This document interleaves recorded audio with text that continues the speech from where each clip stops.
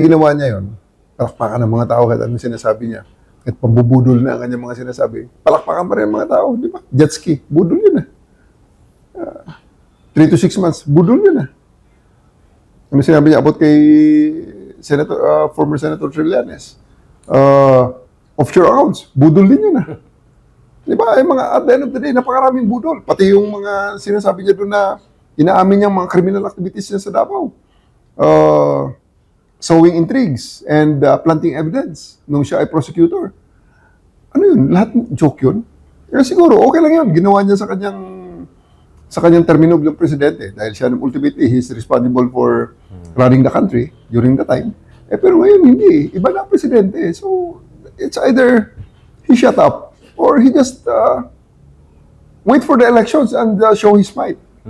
But rallying our people in the wrong direction, using the false pretenses, na para bang rally the public using false pretenses, parang foul naman yun because, the freedom of speech is not absolute and it has to be tempered and done within the limits of the law.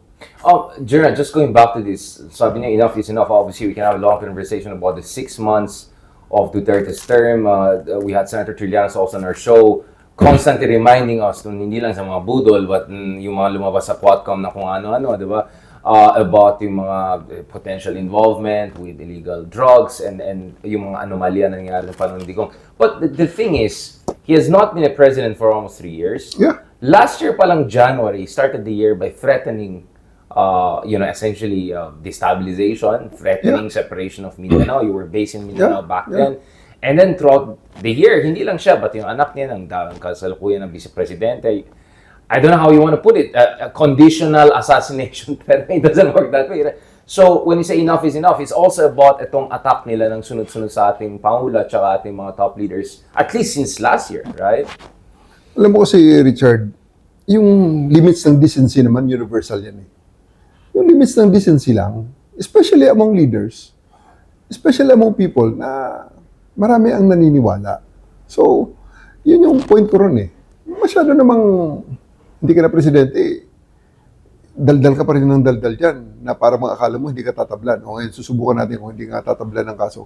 Napakagaan ng kasong final ko, pero pag ikaw tinablan dyan, talaga namang...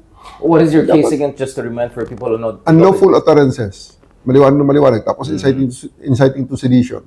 Because he is just fomenting chaos in our country. Binigyan na siya ng 6 years Bakit ba hindi siya makapaghintay uli ng another 6 years? Kung gusto niya patakbuhin kung sino man dyan sa mga anak niya o sa mga kamag-anak niya o sa kaalyado niya, di ba kita sila ng 2028? Actually, itong 2025, pwede niya patakbuhin ng mga lahat ng kaalyado niya at tinatakbo niya nga. He can do the campaigning, but limit it, temper it within the bounds of the law. General, what is, sa tingin ano ba yung issue dito? Kasi you were based in Davao, you know this family very well. We'll talk about other people related to him, Kibuloy, Harry Roque later on.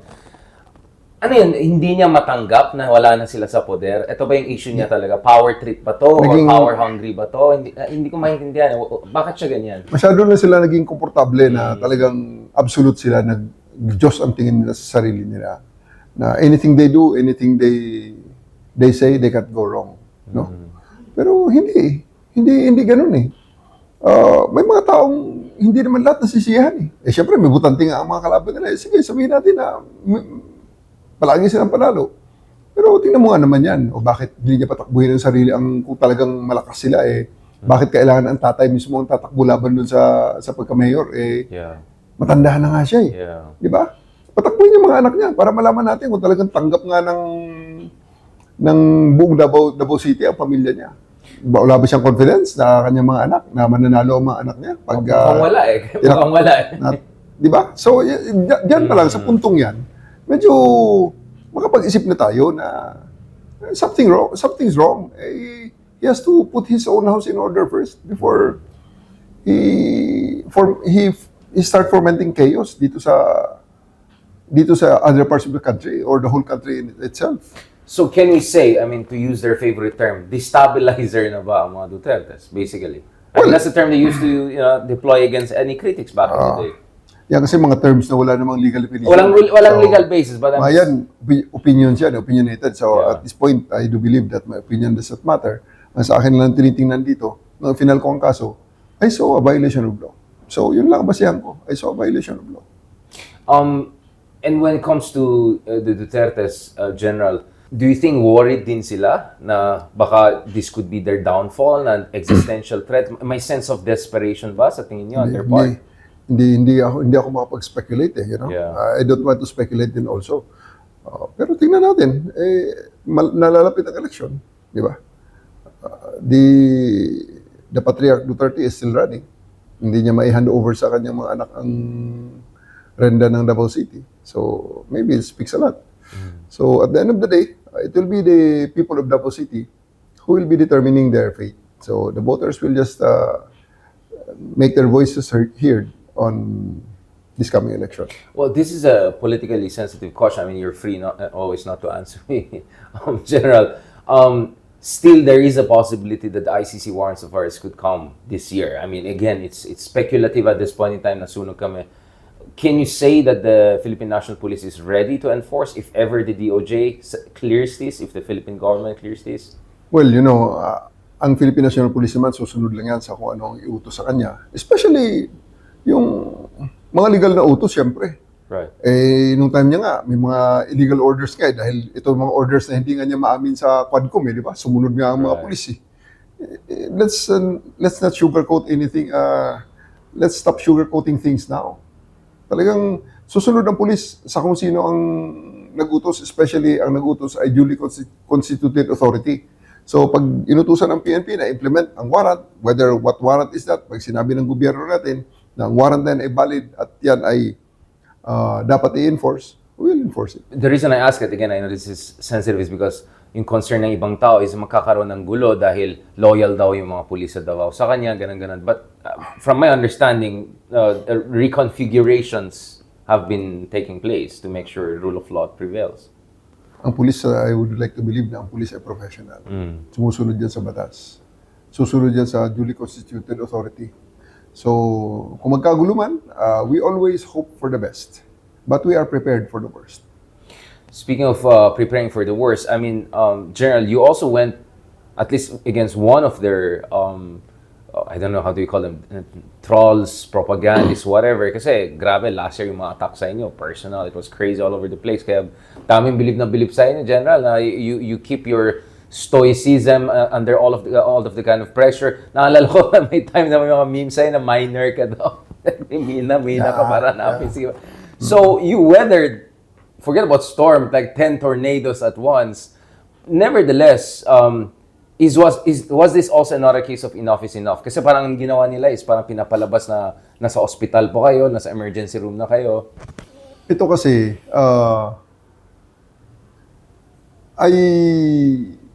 I believe that they crossed the line on that matter. Actually, for so long, ang dami nilang pinagagawa.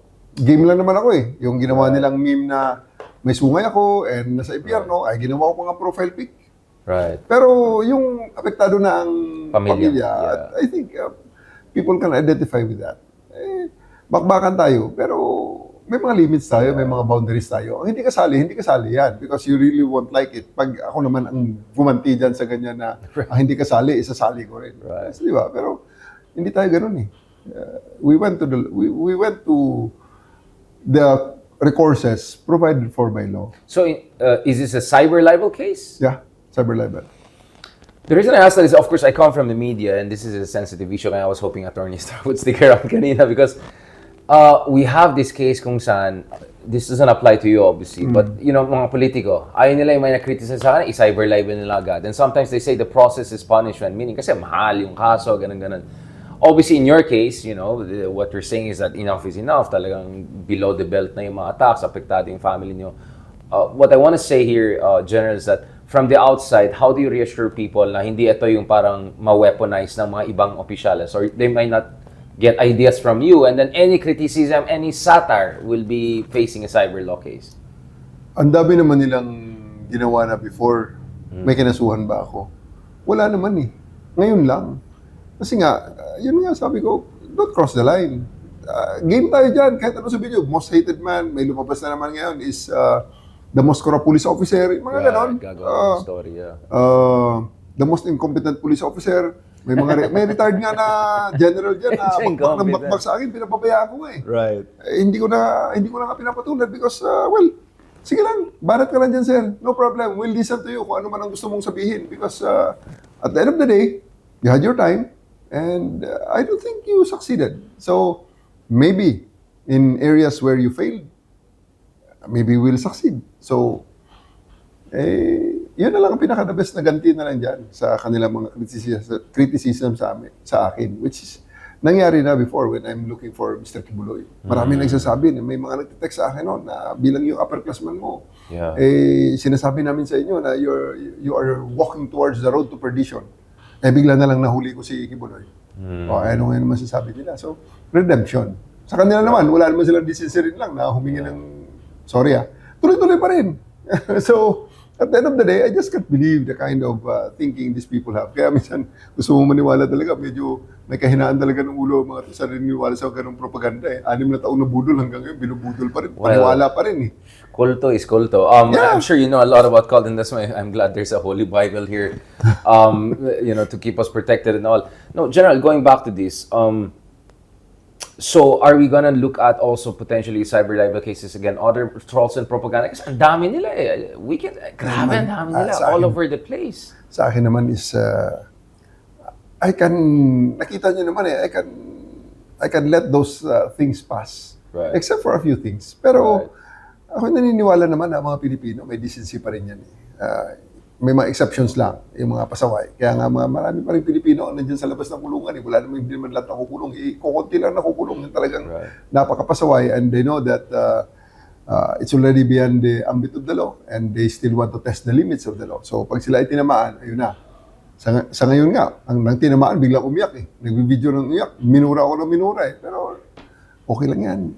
Kuhan tayo dyan. Umiyak bigla ng drama. Yeah. Yung isa, diba, there was this try-kong sa Congress, diba?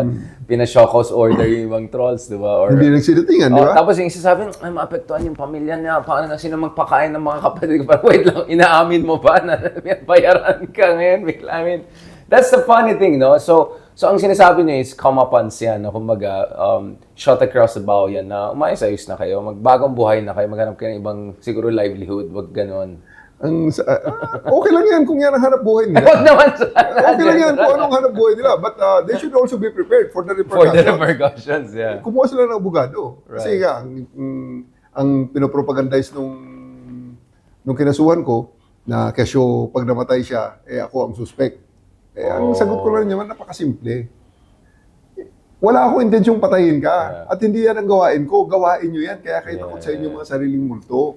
Ang sa akin, kinasuhan kita. Kaya ang sagot dyan, kumuha ka ng abogado para depensa ang sarili mo. Dahil pag ikaw ay nagka-warrant, talaga i-serve ko personal yung warrant yan sa'yo. Uhulihin talaga kita.